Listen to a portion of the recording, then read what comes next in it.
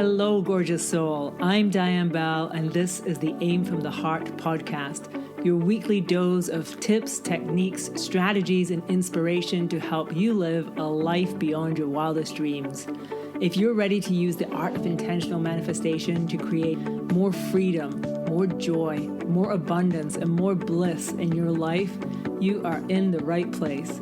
Grab a cup of tea, pull up a chair, and let's have some fun. I am so glad you're here today. Let's do this. Hello, gorgeous soul, and welcome to episode 7 of the Aim from the Heart podcast. I hope you are doing well. I am here. We're actually gearing up to do day 3 of your dream come true. This has been this 3-day live experience where we have been going deep into how to actually make your dreams happen. Like, how do we shift from creating more of the same results that we've had in the past to actually creating something that we've never had before? And that's the nature of our dreams. We're going after some sort of result that we have never had before. So the feedback from this experience has been phenomenal. So many people have written to me personally and said, Diane, this is just incredible, and I'm feeling such huge shifts, and it's getting me all fired up, and I'm suddenly seeing why I'm not there yet, and all the things. And just a reminder, if you want to still join us, there's time. The replays of this will be available until October 28th. So if it's within that time frame, you can go to dianebell.com/dream and sign up and get in there, and you can catch the replays. And what you're going to learn is the 3 main reasons people don't get to their dreams. You're going to be guided through 2 processes, the internal alchemy process and future self activation, so that you can actually start to embody your dream self now and really magnetize those results. This was an incredibly in-depth session. It's a 2-hour session nearly, so it's really going to be a great one for you. Today, because of that, I've been thinking a lot about the future self and how most of us live from our pasts and look to our past to decide what we're capable of and what we can do and what we should do in the present. And the thing to always remember is the only time that we actually have any power over is the present moment. This is our PowerPoint, the present. The past is actually gone. The future doesn't yet exist. And there are many different ways that it could unfold. So here we are in that nexus, in that space in the middle of that. And it's in this present moment that we get to determine which path we're going down for the future. Now, the problem for so many of us is that we're so fixated on the past, and we're allowing the past to inform our identity and our idea of who we are. And what that means is that in the present, we are just replaying what we have done in the past. And we're replaying it and we're expecting a different future. Right? We're replaying exactly what we did and somehow expecting that it's going to turn out differently. This is kind of like a situation where you're baking the same recipe all the time. You're going, it's not really very good. It's not really very good. It's not very good. But you keep baking the same darn recipe and you're not changing it. So if you want something different in the future, you're going to have to do something in the present. Now, the challenge about this for many of us is that what we are doing in the present is largely determined by our habits and by our identity. And I want to talk a little bit about our identity today and where that comes from and how we can shift it. Because the issue for so many of us is that we have built an identity that doesn't necessarily serve us, and it's completely linked up with the past. So what do I mean by this? Most of us have an idea of the type of person we are, right? If I asked you, describe yourself to me, you're going to be like, I'm the kind of person who, right? And we could ask this about many different areas of your life. And you would say, I'm really good with money, or I'm terrible with money. The minute I get money, I just spend it. I've always been like that. I'm just bad with money. I am bad with money. And this is where we're making that our identity. So another example of this would be, I am always overeating. I am somebody who just struggles with my weight. I struggle with my weight. I am challenged in that area, right? I am bad with relationships. I'm just terrible with men. I'm great with other things in my life, but when it comes to choosing a good relationship, I'm terrible at it. I'm the sort of person who, Now, anything that we're saying about ourselves like this is actually us talking about our past. And we talk about it as though somehow it's written in the sky. Like, Diane Bell, I am not good with money. But all I am saying, if I say I'm not good with money, is I have not been good with money up until this moment in my life. I have made some bad choices in the past with money. But it's not like I am bad with money. I just have been in the past. Can you see the distinction? But we get so fixed into and entrenched in our identity of who we are that it starts to determine our future results. When something has been internalized on the subconscious level, on the identity level for you, it's very hard to shift out of it. So for instance, if you on the identity level are like, I am a smoker. I am a smoker. If I offer you a cigarette, you're going to take one. You're not even going to think about it. You're just going to reach out and take it. Now, if you're not a smoker, if you're like, I am not a smoker, then you won't take the cigarette, right? And it's really like, that's our identity. Our identity is informing our choices, whether we're aware of it or not. If I think I'm bad with money and I've decided like that's part of who I am, then I guarantee you I'm going to continue to act out and create circumstances that will actually repeat that and give me proof that it is my truth. And this is really how our brains work. It's called the reticulate activating system, the RAS, that scientists have discovered. And basically this is a system in our brain whereby our brain looks for proof of what's already happened, right? Our brain looks for proof of what we already believe. So if we believe we're bad with money, we keep looking for proof of that.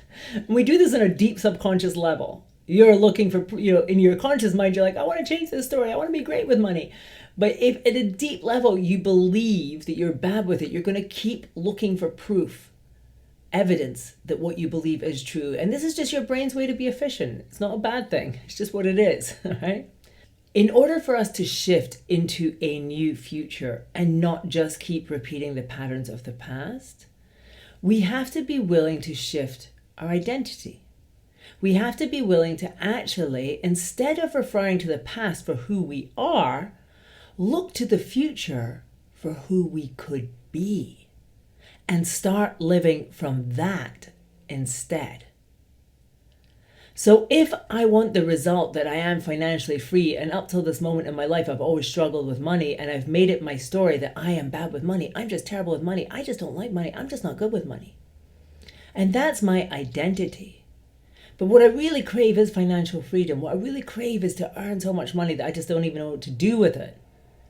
Then what I'm going to have to do is, instead of acting from my past, acting from my identity, I'm going to have to attune myself to my vision of the future and discover who my future self is, who is good with money, who is financially free, who is earning so much money they don't even know what to do with it. And when I can connect with that and start living from that, start making choices in the present that align with that, can you see the difference? It's like, now I'm going to start to make moves towards that future. Now I'm going to actually start building the future that I want. And so the first question really with this always is, what do I want in the future? And if you've never done this work before, it's a really great thing to actually sit down and say, okay, 1 year from now, where would I like to be? 5 years from now, where would I like to be? 10 years, where would I like to be? You may even push it out to 20 years. And let me tell you, when you do the 20-year one, you get a really powerful perspective on your life. 20 years from now, I will be 70 years old. My 11-year-old son will be 31. Oh my gosh, my 6-year-old will be 26. What do I want for my life at that point? What do you want for your life? What's your vision for it? And when you start to just gently, with compassion, explore truly, what do I want my life to be? Who do I want to be? What results do I want to create in my life? What experiences do I want to have? At the age of 70, what memories do I want to have created? What do I want my health to be like? What do I want each day of my life to be like? How do I want to be living? It is shocking that so few of us actually do this work. We're just bumbling on in our lives, hoping that things work out for the best, hoping that things work out beautifully, but without actually taking the time to really visualize what it is that we want for our lives. Not what other people want, not what we've been told we should want, not what we've been told we can have, but actually, what do you want? What do you want for your life? And when you start to just hone in on this, and what I'd invite you to do if you've never done this work before, start out with like 10 years from now. Start with 10 years from now. 10 years from now, where would I like to be? Write down what your age is. Write down the age of everyone who's close to you, who you love, who you still want to be part of your life 10 years from now. And then start to really visualize, what would my dream be? If everything could go well from this point on, where would I be 10 years from now? Where would I be living? What car would I be driving? Where would I be going on vacation? How would I be spending my days? What kind of impact would I be having on the world? How much money would I have in the bank? How much money would I be earning? How would I be eating? How would I be exercising? How would I feel in my body? How would my health be? You can get so deep into this work. I mean, really take the time to explore who you are 10 years from now. If everything went fantastically well, if everything was like beyond your wildest dream, what do you want? And when you start to get this, you start to know what you need to plug into, because the next question is, that version of me, what do they believe? How do they act? What would they think of my present circumstances? What would they tell me? And you can write on all of these things. If you're listening to this, you can go to the show notes and you'll see the transcript, and you can write these down and get these as journal prompts. And I promise you, it is so worth your time to do this, to write these things down, to explore this. Now, I imagine sometimes that it's really like an actor preparing for a role. And many of you will know that I've worked as a film director and I've worked with a lot of actors. And actors love to know everything about the character they're going to play. Not all actors, some don't, but a lot do. And so they want to know, I mean, how often does my character go get their hair cut, right? You know, and it's like, what toothpaste do they buy? What shops do they go to? What labels are they wearing? What are they having for lunch? You know, and it's not in the movie, but they want to know it all, because that's how they make the character into a real 3D, rich, deep character. So you can apply this to your future self study. Because if you think of yourself 10 years now, this version of you who has made all your big dreams come true, like they have rocked it beyond, now study them. Like, just as if you're an actor who's going to play that role. What is that person wearing? How do they eat? What do they eat? How do they treat their body? How are they exercising? Do they meditate? Do they practice yoga? How do they manage stress? And if you can start to see who they are in that deep way, you can start to embody them now. Because let me tell you, you don't have to wait to achieve your dreams to actually become that person. And the faster that you become that person on the inside, the faster you will actually attract that outcome on the outside. And so you're getting these clues as you do this journaling on your future self. Could I start doing that now? Could I explore that now? Could I start being that a little bit more now? Could I try that now? Many of us have this idea that somehow when our dreams come true, then we'll suddenly be different. A friend of mine said recently to me, a friend who moved into like her dream home, and she said, you know, I always thought that when I lived in a home like this, I would be doing yoga every day. And she said, and I suddenly realized I've been living here for nearly 2 years and I'm still not doing yoga. And it's that thing. We think that somehow if we change our outside world, we will change on the inside. It's not true. It's the inner changes that will create the outer changes. And if we want to embody that person, we've got to start now. So future self work, I think, is some of the most powerful work we can do to let our dreams come true. And this is not just also on a personal level. I mean, you can absolutely just focus on your personal stuff, and it's great and it's powerful. And honestly, when you start to embody that person, now you're going to create massive shifts in your life. It's incredible. But you can also do it in that bigger way. And I encourage everyone in the world right now to start visualizing the future that we desire for our planet, for our societies, for our communities. Instead of us just blindly looking to the past and being like, oh, well, it's always been like this, so therefore it's always going to be like this, can we actually start to envisage something better? Something with more social justice, more peace, more equality, all those things. And really focus our energy into that vision rather than into the past. Because I think it's by focusing on where we're going that we're going to create a different future rather than always focusing on the past. Now, one other note about the future self work. Some of you might be like, I don't know, Diane, it feels a little fake to me to start pretending to be somebody else. Like, I am who I am. I've had people say, for instance, if I imagine this future self person, they seem kind of highfalutin in a way, and it's not really me, and it's not really authentic. I need to be me. But I just want to remind you that whoever you are today is completely just who you have been in the past. It's the sum of all your past until this moment. Now, we can put more weight into the past and decide that the past bears more credibility in some way than the future, but I actually don't think that's true. The way that I imagine this is that in the quantum field of everything that exists, there are all the possible pasts and there are all the possible futures, and here I am in that center point in between the two. And deciding that the past has more weight or has more importance or has more authenticity than the future feels to me actually not true at all. Why should I determine who I am and decide that my identity is based on my past experiences rather than deciding that it could be based on who I'm becoming? Do you see the difference? It's so fascinating to me. So, for instance, I had a story in my life where I believed, and this was an identity thing, that I was stiff. And I've told this story a few times, but it's just, for me, it changed my life. Experiencing this totally changed my life. Like all my childhood, I was stiff. And what I mean by this is I couldn't touch my toes. I couldn't do the splits. I couldn't do all the bendy things that most kids can do. I was just like really inflexible. My body was not flexible at all.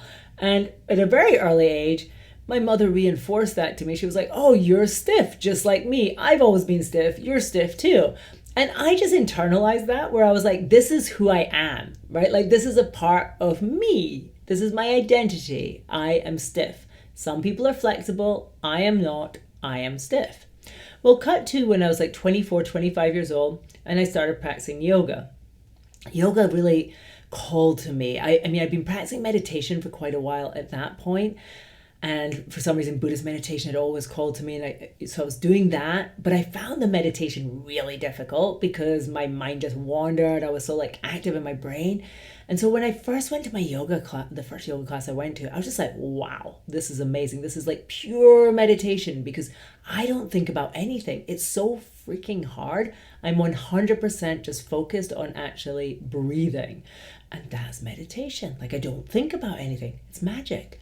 So even though it was really hard for me and really hard for my ego, I started going to yoga all the time. And very quickly, I started going 6 days a week to practice Ashtanga yoga. So every morning, and I was very lucky. I had a teacher who said, you can just come and practice in the shala with me, in the yoga studio with me. So I would go to a class, one class per week in the evening. But then other than that, I would just go in the morning and practice in the shala. And in that time, I slowly started to become more flexible. And when I started the practice of yoga, I mean, I was always the most stiff, least flexible person in the room. And it was often very embarrassing to me because there I was like, 25 years old, and there'd be people in the room who were 65 and they were like 1,000 times more flexible than me. And I just felt humiliated a lot of the time and ashamed of myself and all those things. But I kept breathing and I kept showing up and I kept breathing and I kept leaning into the discomfort. And slowly, it started to change. And then one day, not that long later, I mean, it was less than a year. I think it was about between, 6 and 8 months later, I could do the splits. I kid you not. I mean, this is a true story. And I was like, what? What is happening? I am stiff. Wait, that's not true anymore. I am flexible. But how can that be true? Because this was something that had been so internalized as part of who I was. Now, this is that thing about our authenticity, because we latch onto these things about our personality, about who we are. Well, I am shy. I've had this many times, people saying to me, I really want to succeed and I want to do well, but I'm shy. I'm not good at public speaking. I'm not good with people. And I'm always like, okay, what you're saying is that up until this point in your life, you have been shy, right? Up until this point, that's been your pattern. But is that the totality of who you are? Is that the ultimate truth of who you are? Is it possible that you could imagine a version of yourself where you're not shy, where you are confident with people? What would that look like? What would that feel like? Is it possible that this is a skill that you can develop? Is this something that you could change? And let me tell you, I think most of the things about ourselves, we actually can. Just like me going from stiff to flexible. And that was something that was so physical, so palpable. It was like, oh my God, if that is not true about me, like not ultimately true, if I'm not ultimately stiff, then what else do I believe about myself that is really not true? That is really actually changeable? Like all these things that I'm the kind of person who I had another thing that I'm not a morning person. Oh, I'm terrible with mornings. I like staying up late at night. Again, that was dismantled by yoga because my teacher had said, you can come in and practice with me in the morning at 6 a.m. Well, suddenly I found I loved getting up in the morning. And this story that I told myself all these years wasn't in fact true. I'm not a morning person. I was a morning person. I could always become one. So the question really when we get into the future self work is, who do you want to become? In your essence, you're limitless. In your essence, there's so much that you could be. So really the question is, who do you want to become? What would you wish was true for you? And then anchor into that vision and start living from it now. And then I promise you, you're on the path to making it your truth. Now, if you've enjoyed this session at all, a couple of things. First of all, I want to offer you a free meditation that you can use to connect with your future self. And if you've never done this kind of meditation, visualization, activation, you're going to love it. It's one thing to sort of like theoretically connect with our future self. It's one thing to write about it and journal about it and think about it in this logical, rational way. It's quite another to like viscerally, somatically, organically, cellularly connect with the future self. And that's what you will do in this free meditation. So if you would like to get this free meditation, go to dianebell.com/future and you'll be able to access it. Another thing, if you would like to join us in your dream come true and explore this even more, then go to dianebell.com/dream and sign up. That is only until October 28th, 2023. After that, it's going to be done. And finally, if you get value from this podcast, please, can I ask you a massive favor? Can you either rate it, and that means if you're listening to iTunes or Spotify, hit the 5 stars, right? Leave a review. Those help it reach more people. And otherwise, would you be so kind as to actually just screenshot it and share on your social media? If you've enjoyed it at all, chances are someone else you know would enjoy it too. Thank you so much for being here with me today. I know there's so many podcasts you could listen to, and I'm so grateful you chose to spend time with me. I love you so much. Take care and have fun connecting with your future self. Bye. Thank you so much for listening to this podcast today. If you enjoyed it, could you do me a favor? Please leave it a little review wherever you're listening to it, or screenshot it and share it on your social media and tag me so I can see it. I would be so appreciative. Thanks so much. I love you, and I'll see you soon.